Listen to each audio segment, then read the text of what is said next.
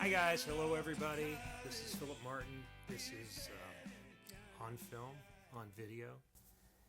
It's November 20th, which is really late in the year, isn't it? I mean, it's sort of like normally at this time of year I would be hip deep in Academy Award screeners. I would be digging through, making lists of the top, 100 movies of the year. Um, I would be doing a lot of things I'm not doing this year, which is sort of refreshing and sort of interesting because I've never really thought that there was a whole lot of value in saying this is the year's best movie, this is the year's 10th best movie, this is the best acting performance of the year, this is I just, kind of want to take it one at a time and kind of like say, this is interesting or this is less interesting and I like this for these reasons, and this thing bothered me for these reasons. I mean, I'm really not sort of into that clickbaity, listy sort of style of doing things, though this is the time of year when, if you're in my business, you're inevitably drawn into that because that's what everybody wants to know. Everybody wants your list. Everybody wants, this hierarchical ranking of the movies that you've seen this year. And it's going to be really tough to do that this year because, on one hand, I think I've probably seen at least as many movies as I would see in a normal year. But none of us have seen the big deal tentpole things that everybody's supposed to see. It's not, everything's been pushed back. Now they're saying Wonder Woman's going to come out and then it's going to go then it's going to go to HBO Max probably. It's just a weird year. And it's a weird year for the obvious reasons because we've all been sort of under house arrest for 8 months. And we haven't been going places and we haven't been doing things. Maybe some of you have been going to the theater. One anecdotal thing that I read that I am going to immediately knock down as soon as I say it, but I'm going to say it anyway, is that I read that there hasn't been a single COVID case that's been connected to the movie-going experience. Well, okay, I don't have any trouble buying that, but I also wonder about all the COVID cases that aren't, accounted for, and surely most of them we don't know how people got them, or a lot of them we don't know how people contracted the virus. But anyway, I think that it's a question of how much risk you're willing to assume, and how good you feel about something, and what precautions you're willing to take. And I have been to the theater, and maybe I should feel a little guilty about that, but when I've been to the theater, there's been nobody else there, or at least been nobody else within my immediate vicinity except Karen. And no one's been around us for 20 feet. And so I don't know. I don't mean to tell anybody what to do or not to do. I think that you should be smart and you should avoid crowds and you should social distance and you should certainly wear your mask and everything. But at the same time, I don't want to be a hypocrite and say that I've totally stayed in the house and not done anything, because there have been, very limited opportunities for me to do things, and I've done them, and so we'll keep doing them on a case-by-case basis. And one of the reasons I do worry about the business owners, the theater owners, especially the independent theater owners, and the restaurant owners, and how people are going to make it through this, even though now it looks like we have a horizon. We can sort of see the setting point that maybe next April or so, then we've got a vaccine coming online. If that all works out, maybe March, April, things will be back to some sort of next normal. And we can, reassess what we want to do and how we want to live our lives. Right now, I think we do have to be very careful. And I think that being careful is sort of going to be what we do going forward. But I sure do miss it. I really do miss the smell. I don't eat popcorn in the theater, but I miss the smell of it. I miss the trailers. I miss the ambiance of it.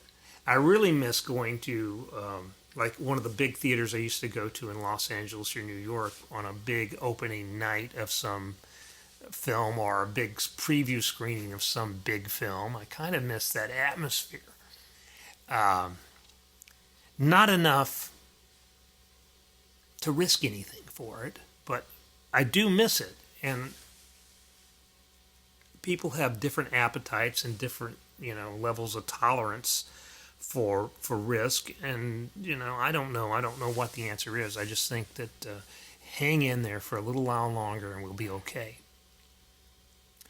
And let's hope that as things are shifting, and they are shifting during this period, we've seen, theatrical windows are getting closer, which means that a lot more movies, not all, you're still going to get the Tenants and the other big budget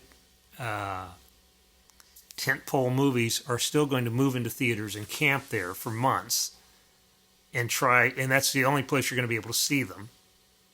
But you're going to see more and more films going to home video and video on demand and streaming services a lot quicker. This theatrical window is now, AMC and Cinemark and some of the other big chain have inked deals where they're going to allow these films to go to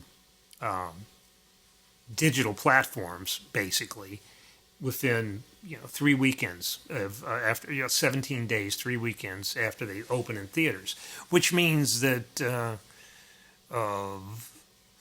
it means something. I don't know exactly what it means, but if you've got your product that people can watch it at home, that's competition.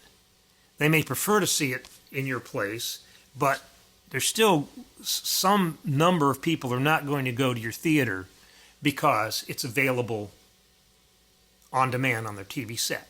Okay? At least that much. Now, it's a trade-off because you're getting these most of these movies are not going to stick around in the theaters for more than 3 weeks anyway. They're going to be in and gone. That's what I assume. I assume that they're, most of these things, it's going to be a moot point. But, there's going to be some that's going to be a really interesting challenge, whether people would rather see it in a theater or rather see it at home. And some people are going to vote for the home. So the business is going to change. It's going to change the business model. I don't know what the effects are going to be. We may have more movie churn through these theaters, or we may get more movies in a year than we would get otherwise in a theater. We might have, the blockbusters setting up on even more screens in these theaters and hanging around for longer. You might have theaters who just don't go for these movies that are going to be on video on demand that quickly. I don't know what the answer is. I don't know. I guess we'll see. And I think everybody is going to be feeling their way around these new rules. It's going to make it interesting. It's going to make it more like it has been these past few weeks, these past few months, when we haven't had, the Batmans and the Wonder Womans and stuff. And, when Tenet comes in and makes $34 million instead of the $340 million or whatever they expected it to make domestic box office, and that's just a number I made up, so I don't know. But I know it didn't perform the way that they'd hoped it would perform. And you're going to have more and more blockbusters. Those big movies are going to be more and more geared toward an international, universal audience, which means they're going to be less specific and, to someone like me, less interesting, probably. Not always, but, probably. Spider-Man movies don't really, grab me anymore. The movies I like are going to be the ones that pretty much are going to be on video on demand within a few few weeks. So that's good and bad. It's good as a consumer. It's maybe bad as someone who writes about the industry and writes about this stuff for a living. We've been, I'll just put it bluntly, we haven't been struggling, but it's been very weird these past 8 months, because some weeks we'll have 3 or 4 movies that are opening in theaters in Little Rock and in Arkansas. But it's hard to find one that anybody is excited about. I mean, sure, every one of them has a potential audience, and some of my favorite films are like this. But, this week we have a Jackie Chan movie, Vanguard, and we're making that the lead. And I haven't seen it. I have it. I'm going to watch it before Friday, but I haven't seen it yet. I'm not reviewing it, but it's going to be the lead, because it's probably got the most universal interest, because it's a big action movie, Jackie Chan. It's subtitled, but nobody cares in this case, I don't think. And we have an older, I say older, we have a historical drama from Sony Pictures Classics, which was actually made a couple of years ago and is just coming out now, and probably would have come out like in February or March had we not had the COVID, or it would have come out in March or April had we not had the COVID. But it's getting released now, and it's a World War II, the last Vermeer. I think it's post-World War II, actually, but it's based on a true story. I haven't seen it. I've got it. I can watch that, and I probably will before Friday. But, Piers Marchant's going to review that for us, and we'll see how it is. That's the sort of movie that we're going to have more and more on VOD quicker and quicker. It's a 50 million, 35 million, I don't know. It's not a big budget film. And then we have stuff like, this is really interesting, because this is the film I'm going to watch just so I get done with this. It's called Buddy Games. It's opening Friday, but it's already on DVD. Well, it's not already available to buy on DVD, but it will be available to purchase on DVD probably the day it opens. Probably on Friday, you'll probably be able to go to Amazon and buy this. And it's not the first time this has happened. I've reviewed films opening theatrically off DVDs before, but it's a very unusual circumstance, and it's usually because it's not opening nationally. It's a slow rollout, and we're a tertiary market, and we're getting the film at the tail end of its theatrical life, and the DVD just happens to come out right then. That's happened a couple of times before. But this is a film that's opening nationally today, Friday, if you're watching this on Friday. And it's coming out on DVD at the same time. And that's, day and date, that's sort of a phenomenon, but it's not been that way with a film that's opening nationally. It's been with films that are kind of, smaller, really small films. So I don't know.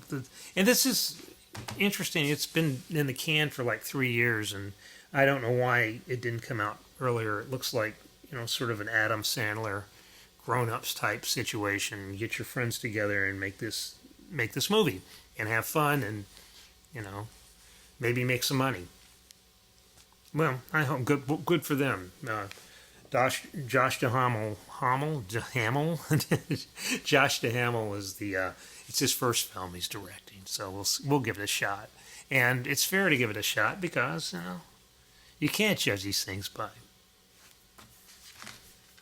the DVD cover. So look how fierce they look. They're all ready to get that $150,000 that somebody put up. I don't know. But anyway, so it's a strange week. We got 3 movies opening. We're going to review them.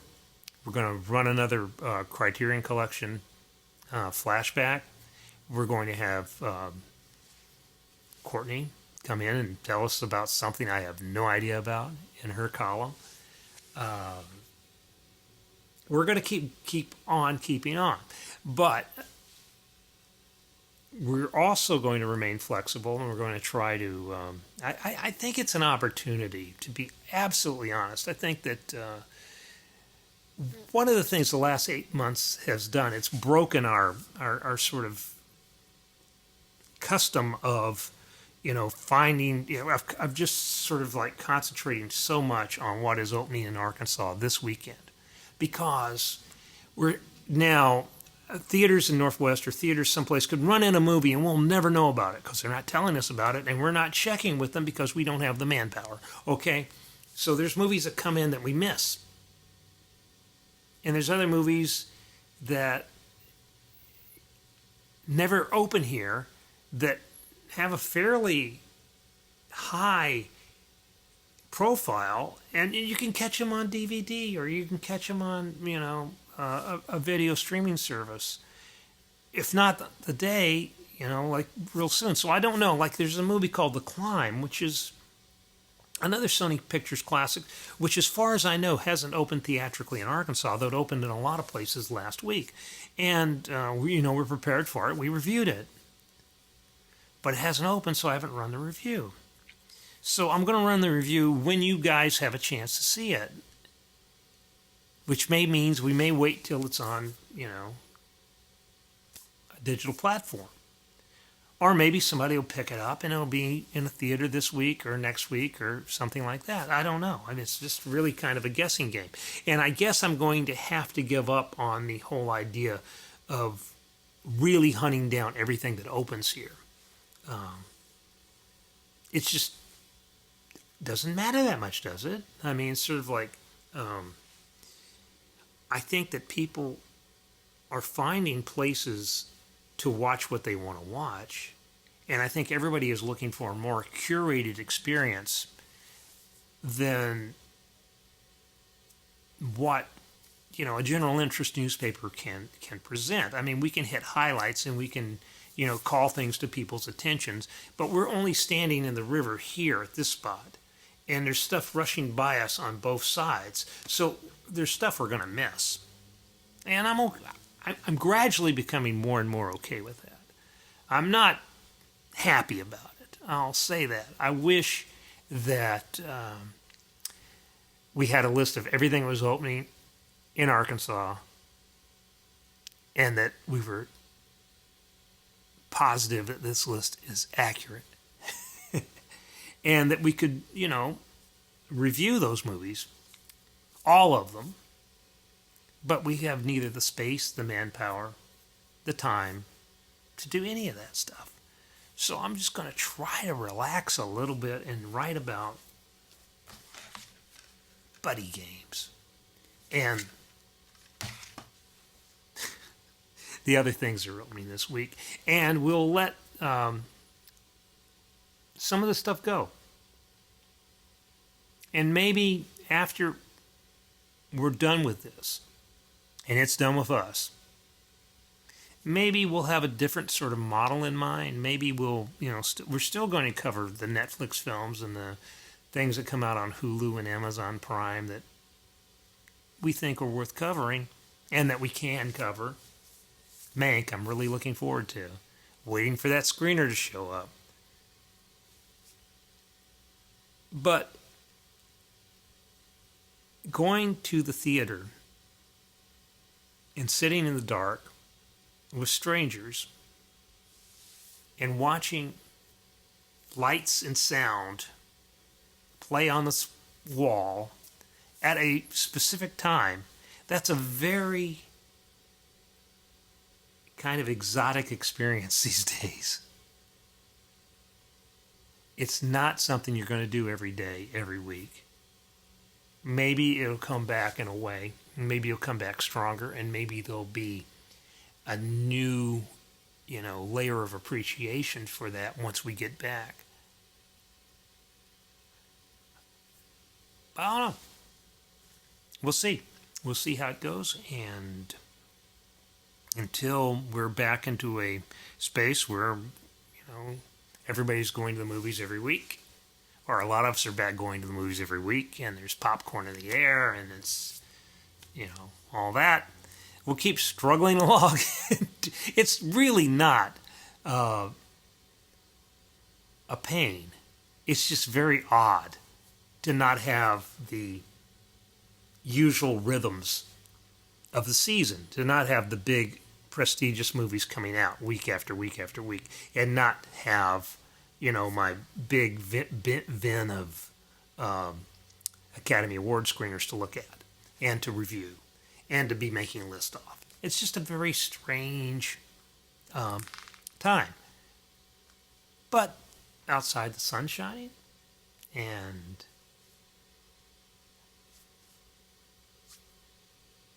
two vaccines are in the works. We'll be okay. Just stay safe, and we'll see you at the movies.